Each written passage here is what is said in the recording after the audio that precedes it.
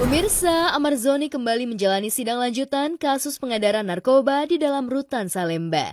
Sidang yang digelar kemarin di Pengadilan Negeri Jakarta Pusat ini beragendakan pemeriksaan saksi. Dalam persidangan, para saksi membantah keterangan Amar yang mengaku mendapatkan penganiayaan. Tak terima dengan keterangan para saksi, Amar pun meminta majelis hakim untuk memeriksa bukti rekaman CCTV. Sayangnya, pihak JPU enggan memutar rekaman CCTV saat para terdakwa menjalani pemeriksaan. Benarkah Amar kecewa dengan pihak JPU yang enggan memutarkan video CCTV saat para terdakwa menjalani pemeriksaan? Iya, harus dijelaskan kan gitu semuanya. Tadi kami sudah meminta tolong untuk dihadirkan CCTV karena penindasan, penyiksaan dan segala macamnya ini kan ada di CCTV. Kalau kita bicara tadi menyangkal saya mengatakan seperti ini, pihak saksi sebagai polisi juga mengatakan seperti itu gitu kan, saling membantah, ya dibuktikan di CCTV. Makanya jadi harus ada di CCTV. Cuman dari JPU tidak mau mengeluarkan. Kenyataannya kan Bang Amar suruh minta hadirkan CCTV. Sekarang nggak mungkin lah kalau Bang Amar minta menghadirkan CCTV itu nggak benar kan, itu dari situ kan kalian juga bisa ngelihat dong, kecuali kalau emang nggak benar tapi dia berani hadirin aja CCTV-nya sih menurut aku biar jelas juga semuanya.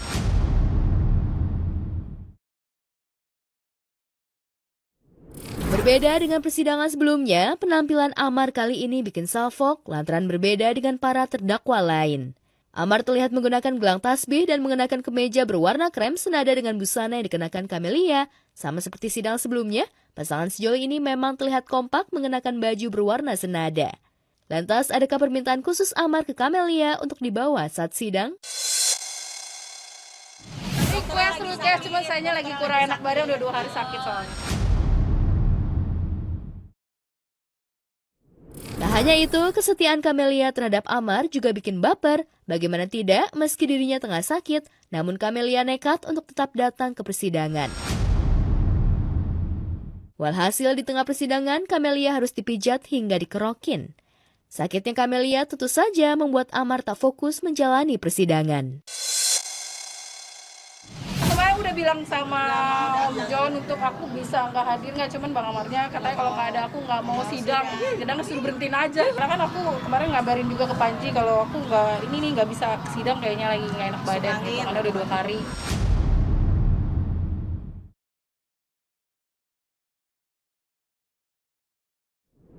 Ya, kehadiran Camelia seolah menguatkan Amar untuk bisa membuktikan jika dirinya tak bersalah. Sebelum kembali ke rutan usai menjalani persidangan, Amar pun memberikan pelukan perpisahan dan meyakinkan Camelia agar tidak takut menghadapi masalah ini lantaran yakin ia berada di pihak yang benar. Sehat ya, yang kuat ya. Nanti datang, nggak usah takut. Mungkin kita benar, nggak usah takut. Oke, jelasin aja semuanya apa adanya. Kan kita terbuka kok, semua transparan kan.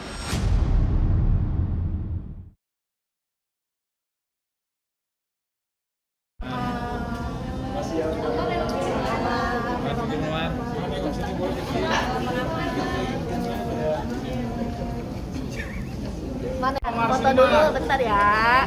Oh, bajunya beda kan? Ada tema apa nih bajunya?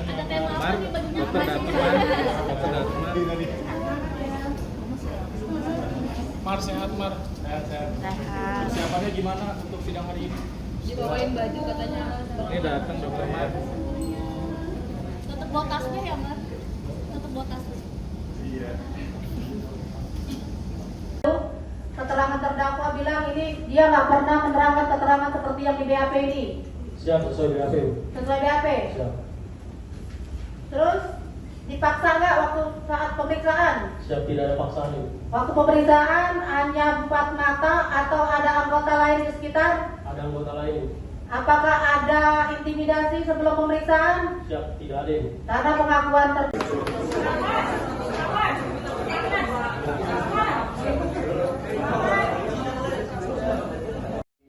para penyidiknya ini tetap menekan saya gitu kan untuk bicara, ya udahlah yang jelas lo mau kayak gimana aja, ini kasus nggak akan bisa naik gitu loh, ini kasus nggak akan bisa naik, yang penting lo siapkan dana 300 juta per kepala, dan dia suruh saya nanggung semuanya, ada 10 orang 3 miliar berarti saya harus siapin dana. Saya bilang, loh Ini pemerasan namanya saya bilang. Ini kesempatan para terdakwa semua agar kami tahu menjelang bersama ada apa. Tanpa keterangan kalian kami nggak tahu apa itu. Silakan. Terima kasih yang mulia. Tapi sebelumnya yang mulia, kalau saya bicarakan ini, amanah saya juga terjamin ya. Kalau saya tidak bermaksud untuk menjelekkan instansi pemasyarakatan gitu ya. Ini kita harus diruntang aja gitu. Mau kita menjelekkan, mau kita menceritakan itu beda. Kalau menceritakan kan kita cerita aja, masalah cerita apa itu kan pendapat orang. Ya kecuali saudara itu misalkan itu juga ya itu baru menceritakan kita cerita, tapi ceritanya itu nanti orang berasumsi jelek itu yang ceritanya. Mungkin saudara ceritakan aja masalah itu jelek apa enggak nanti kan kami menilai. Kalau memang seharusnya saudara harus bercerita seperti itu. Baik. Silakan. Baik. Terima kasih. Saya urutin dari awal ya. Boleh. Dari awal bagaimana si Jaya ini, gitu kan. Jaya ini memang teman sekamar saya yang baru masuk. Jadi dia baru sekitar semingguan lah. Ada berapa orang di kamar saudara? Ada 4 orang. 4 orang. Ada 4 orang. Maksud saudara ya? Iya. Sebelumnya ada 3 orang. Cuma ada 3 orang. Saya masuk Jaya. Dia pindahan blok. Dia dari tipe 7. Jaya ini terpidana apa? Perkara. Narkoba. Selain Jaya siapa aja bisa disebut? Satu Febri, dia itu kasusnya kriminal, Bukan narkotika. bukan. Satunya lagi Black, dan Narkotika juga bukan. dia narkotik. Nah, terus saya juga narkotik, gitu kan. Nah, jadi dia pindah, terus dia menempatkan di pinggir pintu, gitu loh, di paling depan. Nah, jadi waktu itu tanggal 31, memang dia itu menawarkan saya Jaya. Jadi dia ada tawarkan, kita semua tahu bandar narkoba di Rutan Salemba itu adalah Andre.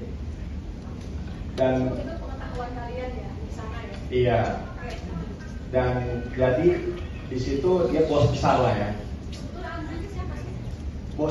Bos narkoba. Maksud saya gini, apakah dia terpidana atau orang dari luar? Oh, dia terpidana. Terpidana.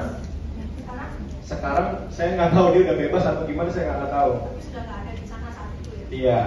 Waktu itu masih ada. Ya, waktu itu masih ada. Waktu tanggal 31 itu masih ada. Tadi saudara bilang apa? Andre ini siapa? Bandar gitu ya? Bandarnya di situ gitu. Kenapa saudara bisa bilang dia bandar tuh? Dari mana saudara bisa menyimpulkan? Dari Jaya. Dari Jaya. Iya. Dapat cerita dari Jaya. Iya, jadi dia Bukan- cerita. Bukan saudara sendiri yang melihat. Enggak, saya nggak kenal sama dia. Jadi si Jaya menawarkan mau tambahan nggak untuk tahun baru, gitu kan? Ketambahan ini tahun baru. Ada 10 juta, ada uang 10 juta. Nah, cuman ngeliatin aja, cuman ngeliatin doang. Ngeliatin apa? Ngeliatin narkoba. Saya ketawa lah yang mulia. Harga saya lebih mahal, harga saya nggak segitu kan, gitu kan? Buat apa? Saya harus ngeliatin narkoba juga segala macam. Malah karena narkoba itu kan saya sudah berkali-kali kena masukan gitu. Jadi saya tolak. Nah, setelah itu di tanggal 3 itu waktu hari Jumat. Dan di hari Jumat itu setelah pulang sholat Jumat, saya ngeliat dia nih. Saya baru masuk pulang, nah dia baru mau keluar gitu loh, ngambil sesuatu gitu kan dari Jaya. Nah, ya udah, saya nggak ada urusan apa-apa lagi kan, saya juga jarang berkomunikasi gitu sama orang di bawah saya gitu kan, karena saya kan di lantai atas. Jadi satu ruangan saya itu beda sekat gitu ya. Cari berita selebriti dan lifestyle yang lagi viral. Di sini tempatnya. Yuk subscribe, like, dan share. Oke Zone Vibes. All the vibes you need.